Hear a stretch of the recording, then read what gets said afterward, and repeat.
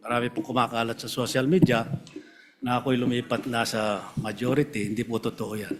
Nananatili po ako sa minority group at hindi po ako alis dito. Gusto ko lang magpasalamat kay Senator Lito Lapid na kahit na magkaiba na tayo ng partido, I think we are batchmates, so magkasama kami since 2004. So majority, minority, buwan-buwan nagpapadala pa rin siya sa akin ng Maha Blanca at Suman. Maraming salamat po. Gusto ko kasi malaman mo na mahal kita.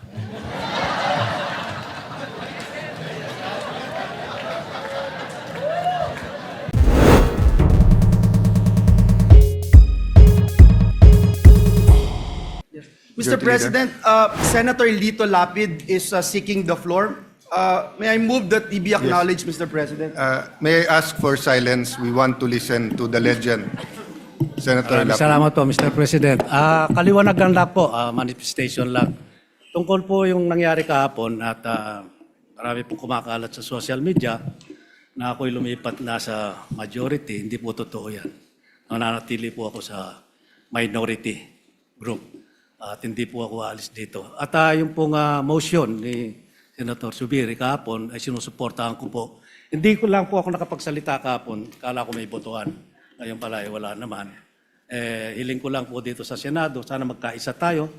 Iwasan ang bangayan. Ang dami-dami natin bisitang pari dito. Palakpakan po natin sila. Para pa ipagdasal po kami na magkaisa na kami para maibalik ang dangal ng Senado. Maraming salamat po. Your manifestation is noted and wala ka man sa majority, Senator Lito Lapid, nandiyan ka parati sa puso namin. Mr. President, Senator Pia Cayetano. I'd just like to comment. Gusto ko lang magpasalamat kay Senator Lito Lapid na kahit na magkaiba na tayo ng partido, I think we are batchmates, so magkasama kami since 2004. So majority, minority, buwan-buwan nagpapadala pa rin siya sa akin ng Maha Blanca at Suman. Maraming salamat po.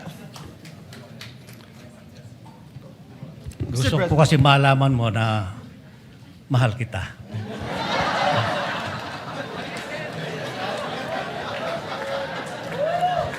What does the brother say? No, I am trying to figure out bakit Maha Blanca ang binibigay sa kanya.